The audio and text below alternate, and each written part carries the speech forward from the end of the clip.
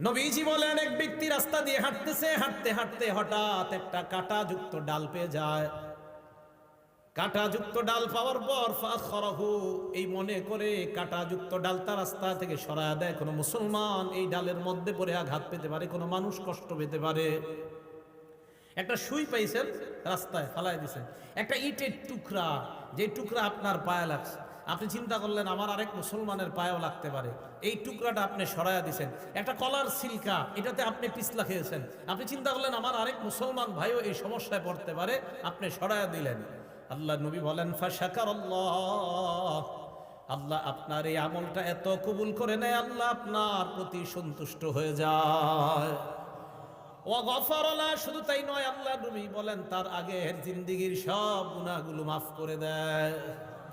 সুম্মা ক্বালা আশ-শুহাদাউ খামসা, এরপর আল্লাহ নবী এই হাদিস